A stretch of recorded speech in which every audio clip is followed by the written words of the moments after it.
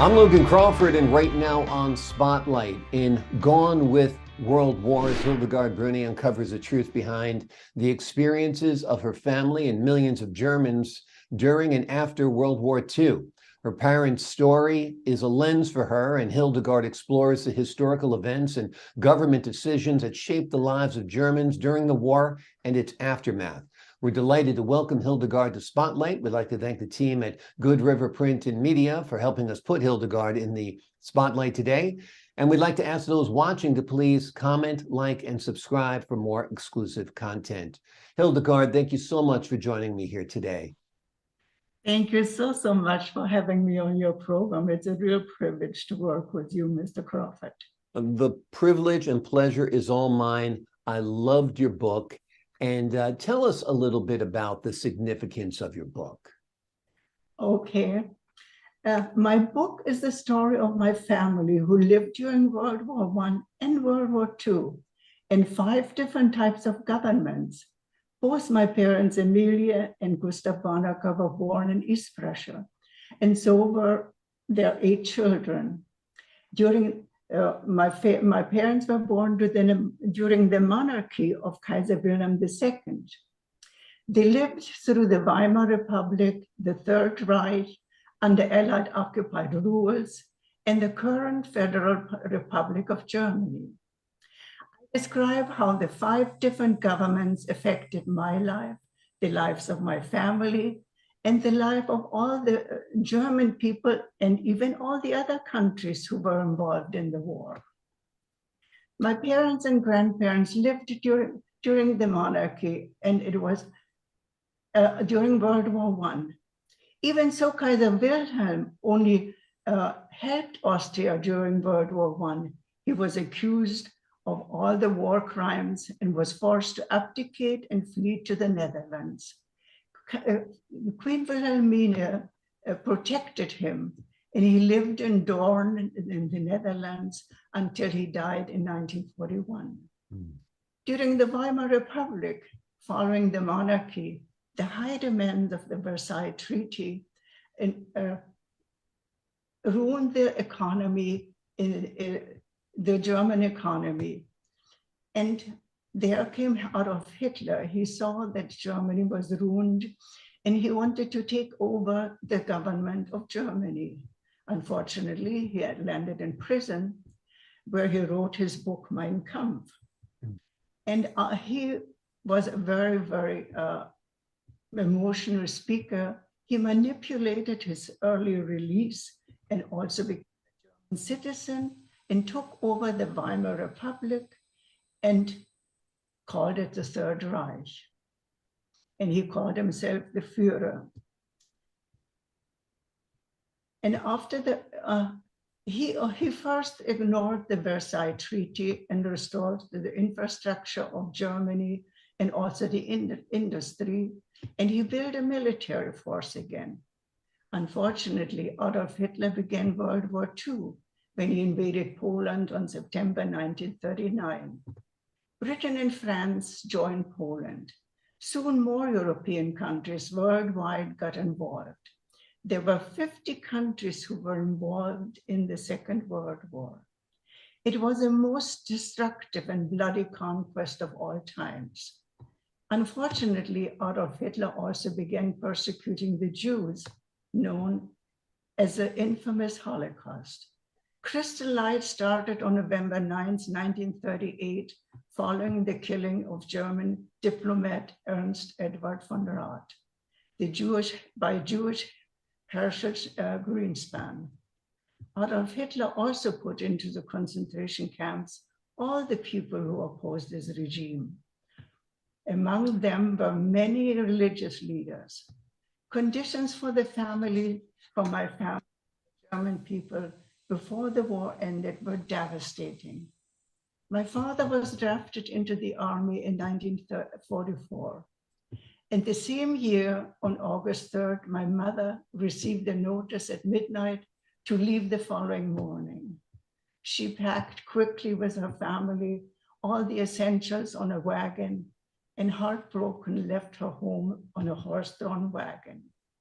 She took off she took along her three daughters, Emma, Meta, Hildegard, and four sons, Georg, Edmund, Richard, and Horst. Martha, unfortunately, she could not notify because she was working for a teacher in another village. And so began a 8-month-long journey on a horse-drawn wagon, not knowing how long it would last and where we would end up. We slept in abandoned houses, in stables, on roads, or in forests, if we could not find shelter with a family. The Russians began encircling East Prussia. Many bridges over the rivers were dynamited to prevent the Russian tanks from entering the region. However, it also presented a problem for all the refugees who were fleeing from East Prussia and from the eastern part of Germany. We briefly stopped for Christmas at a Polish lady at a farm, so we would not spend Christmas on the road. But then conditions worsened, and on January the 12th, 1945, we had to leave rapidly again in the middle of winter. Mm-hmm. When we reached the Weichsel River, we discovered the bridge was destroyed. The only way to cross the river was on the ice, but how? The river bank was steep and only a narrow icy road led down to the river. When the wagons picked up speed, they knocked down the horses and they skid down with the wagons and landed on the ice, and most of them even died. When we saw this horrible picture, we feared that the same tragedy could happen to us. However, Mr. Kirstein, our group leader, asked his two sons, Fritz and Gustav, former soldiers, to cut down 2 slender trees and use them as posts between the spokes of the rear wheels to slow down the wagons. Slowly, they brought down wagon after wagon safely. At that time, we embraced the below zero temperature as our friend. We were grateful all wagons of our group crossed the river safely. And we thank God that He has saved our lives and also the lives of our horses, so we could go on. During the next 10 weeks of the journey, we endured freezing temperatures and overcame life-threatening trials of sickness, hunger, and constant bombing attacks. Imagine how the children felt laying in a covered wagon 8 hours a day, or try to keep warm. And luckily we had some feather beds who kept us warm. Or how mothers would fear hearing her hungry children crying for food and have nothing to give to them. However, God always came to our rescue. Even after we reached Sofinov, our designated place, we were bombarded during the day by the American Air Force and at night by the Royal Air Force of England. God again protected us from being killed when we could not get into the forest quickly enough. We dropped to the ground when we saw the airplanes approaching. One bomb ended nearby us in the forest where we would have been if we would have gone earlier. We hid under the blanket and trembled, fearing the next bomb might land on us. We all were grateful then that the bomb attacks stopped and World War II ended. Even so, we had to live with 13 people, with 2 families in a 1-bedroom apartment in Sofinov. We were glad to have a place to stay and food to eat. We also shared a garden and grow various vegetables and a patch of potatoes. We no longer went hungry, and we were grateful to that. It's an amazing story. It really is. It's such a tale of survival, and so much isn't known about the plight of the German people during this conflict as well. So you've done a beautiful job in bringing that to light, for sure. Tell me a little bit about the title, Gone with the World Wars. God's love heals all wounds. I think it's the second part of that title that's particularly significant, right? Yes, it is, because if you think of all the tragedy and all the sadness we went through, God always heals. His love always heals our wounds and all our tragedy. Yeah. And we don't have to harbor any hate or any revenge. We can forgive, and we can be appreciating that we have life. Yeah. I tell you how I chose the title. It was the title of my book, Gone with the World Wars, after I immigrated to the United States and married Dr. Hildegard Bruni. We had a circle of distinguished friends and opera singers. At one of the musical parties, I had the pleasure of talking to an American general about World War II.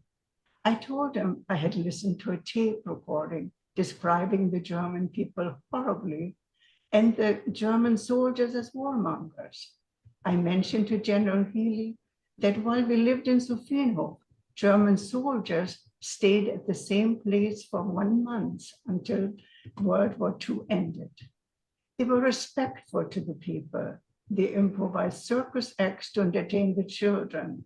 On Sunday, they even held church services to bring hope and to restore the face of the war-tired people. And General Healy told me, Hildegard, it was like this. We had propaganda written against Germany, against France, England, and Russia. Depending on whom we choose to fight, we had to make the enemy look bad to justify our entry into the war. However, if propaganda is repeated frequently, people believe it, and damage is done to the country. Only the truth seekers will find out the truth.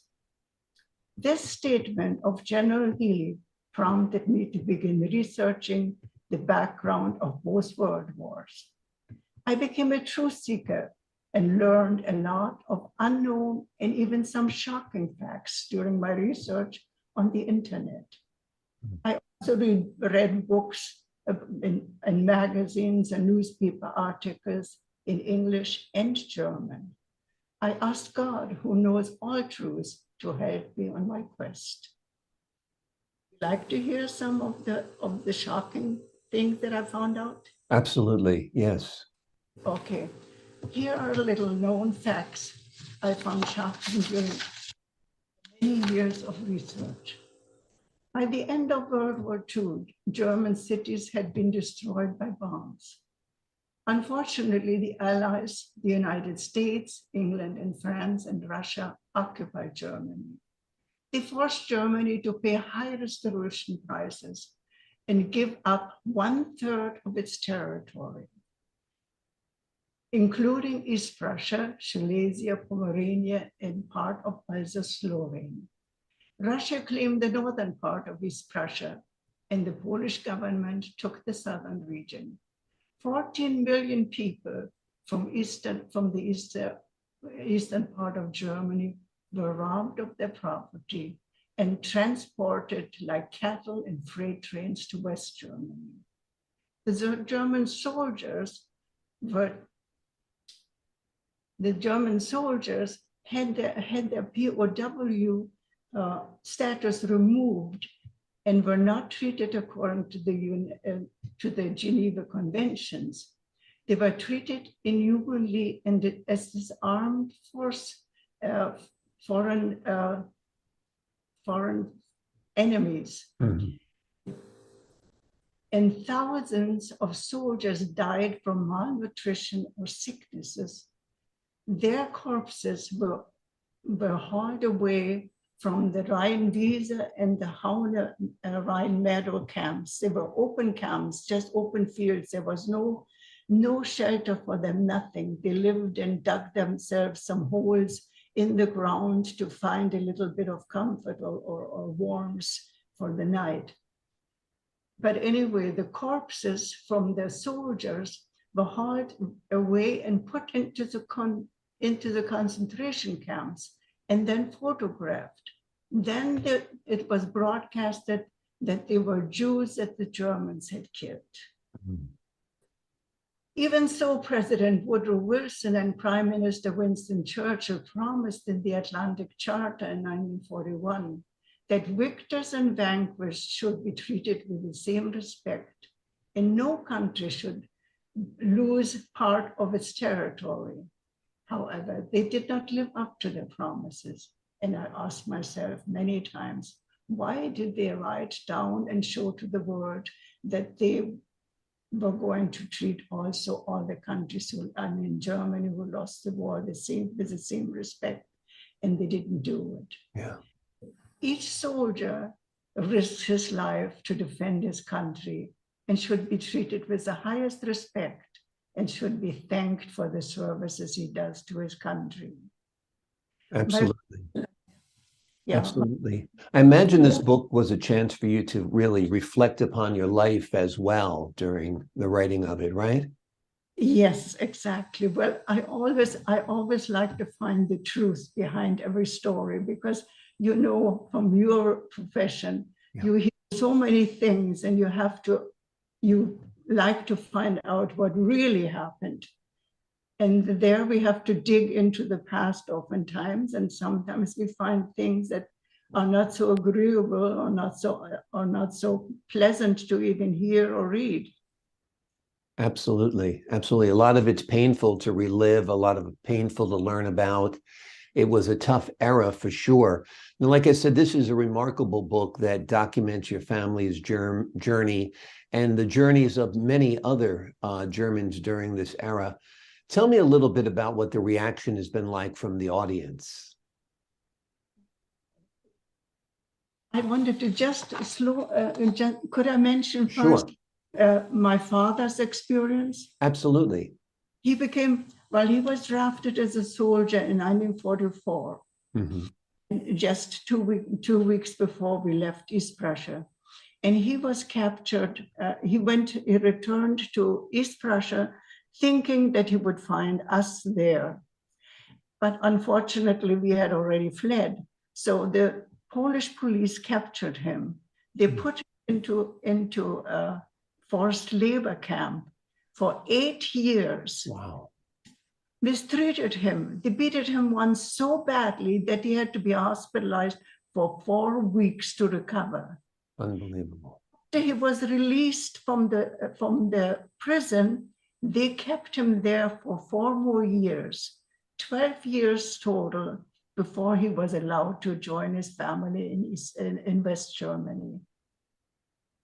Terrible, tragic. I mean, and the impact that had on your family, that you were deprived of your father for such a long amount of time, that he suffered like that, is very hard to deal with. Yes, it was very, very difficult for us. And as I said, mother raised the 8 of us children practically by herself. And would not have had any faith in God and the help of the love of God, we could have never ever survived. I guess that's why life is so precious to me, because I know how many times we could have been killed. Amazing, amazing. Yeah, and your mother was a very strong woman to help this large family through all of this. Yes, and all of us children had to help, regardless of age. Wherever we could, we would go to the fields and glean potatoes or glean just a few kernels of wheat, to get some flour, to get some food. So the whole family had to come together, work together for survival. I mean, this is basic survival, that you didn't starve to death, that you didn't freeze to death. It was an extraordinary time. And I'm sure, it sounds like a cliche, but it made you a better, stronger person. It strengthened your faith in God, because you realize that he always does deliver for you. He does. But he always teaches us the greatest lessons through sufferings and challenges. And for that, I've been very grateful. Absolutely. Yeah. God doesn't give you a cross that you can't bear. That's right. Yeah. Amazing. So we were Thank talking you. about the reviews of your book, and they've been extraordinary because it is such a compelling story. Can you tell us a little bit about the audience reaction? Yes. Okay. The first person who read my manuscript was my friend Catherine Tyson. Mhm.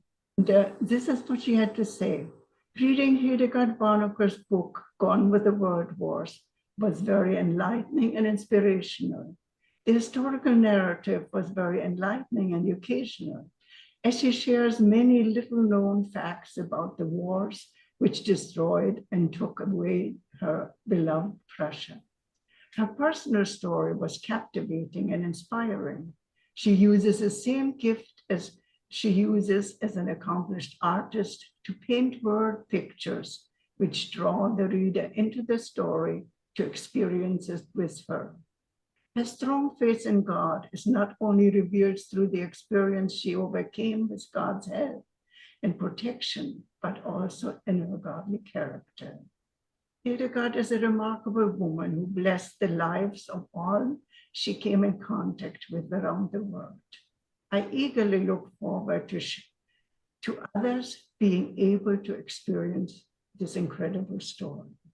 Wow, that's high praise for you, and it's much deserved because it is a magnificent book for sure.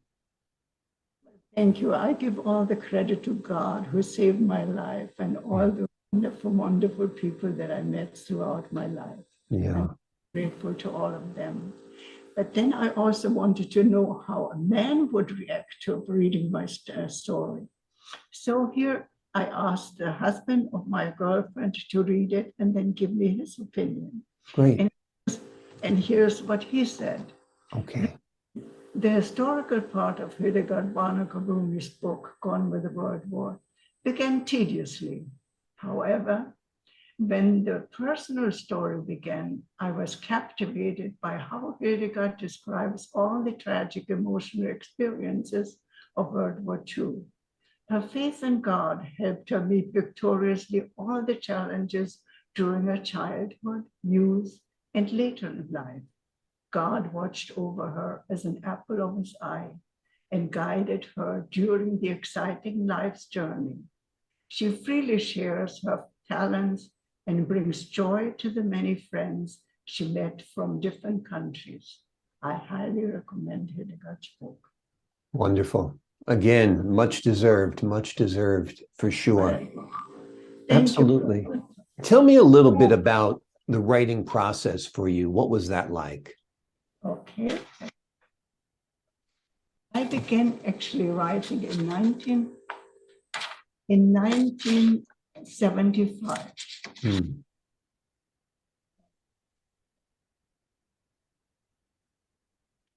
On this particular book or just writing in general? No, well, I'll tell you, I won't even read that. Okay, I started writing poetry in 1975. Mm-hmm. 76, my husband and we celebrated our 10th wedding anniversary. So I'm thinking, what can I give him as a gift? So then I had read an article in Creative Living. You can do anything that you put your mind to.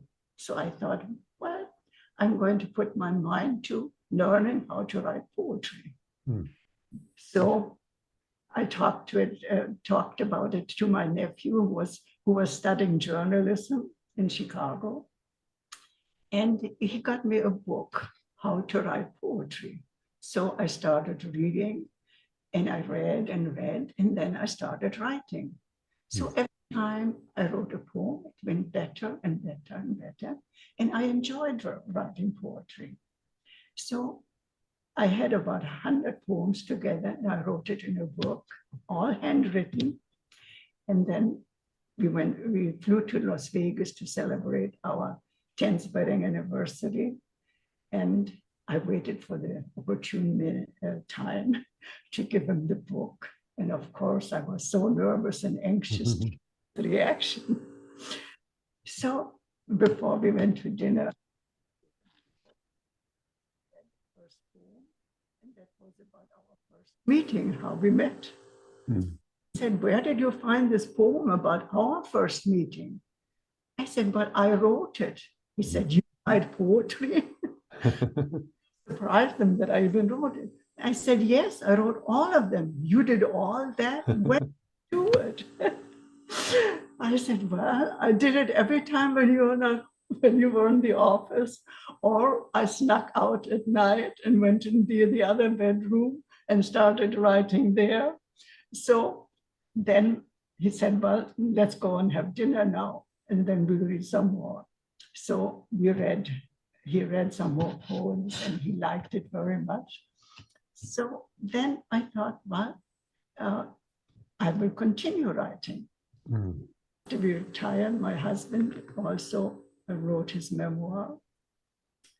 And so I helped him with that, and he had his memoirs published, and I at the same moment also published my first collection of poems.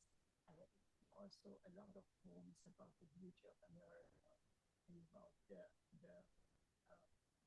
for the United States for the 200th year anniversary, which was also in 1976. I had written poems for that too, even how to the writing of the Constitution and other things.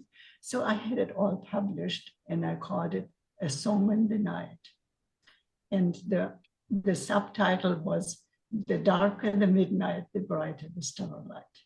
Beautiful. And that reflects again what God teaches us. The more suffering we do, the more joy we can also experience. Absolutely.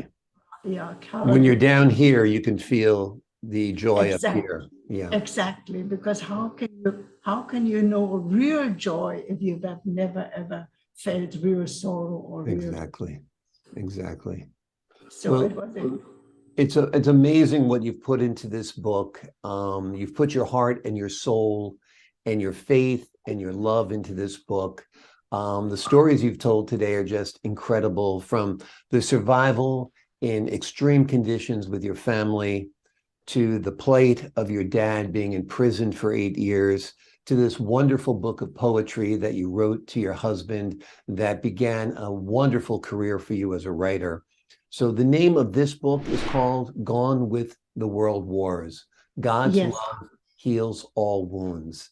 It is highly recommended.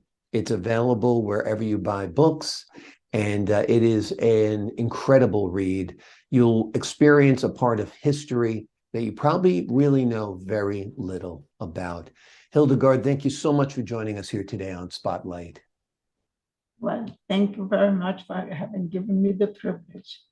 Privilege is mine. Thank you so much. We actually learn so much moral values in school even. Mm-hmm. One of the most memorable quotes that my grammar teacher did was "mature and remain pure." And I wrote a poem about that. Would you like to? Oh, absolutely. Okay. It is a godly, noble goal for sure, to mature and always remain pure. Maturity is more than gaining knowledge, years. It's choosing what one thinks, does, hears. It knows when to listen and when to speak, respect. Forgiving persons who offend anew, and saying, "I'm sorry" when it's due. When I keep my promise and my word, trust and honor will be my reward. To finish task that I began to do, even so it's sacrificial to pursue.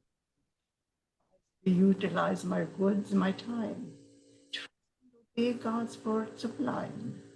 He shows me how to choose the right and best, so I and others will be richly blessed. It is a godly, noble goal for sure, to mature and always remain pure. That's beautiful. That's very beautiful. And it's true. If you can keep that pureness in your heart, your pureness in your faith, as you get older, not to become cynical and not to become jaded. And I think that's a good goal of life for sure.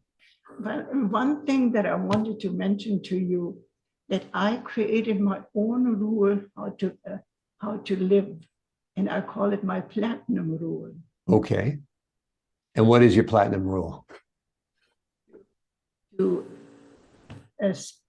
hear this, no, to speak and do as Christ did. Yep, very true. That's Yeah. beyond the golden rule. That is the platinum rule. Yes, that Yes. is, yeah, the platinum rule, I replaced the golden rule with my platinum rule. Love it. It's wonderful. But Well, thank you because- so much for sharing your writing, your thoughts, and your wonderful heart and mind with us today. Have a wonderful day, Hilda.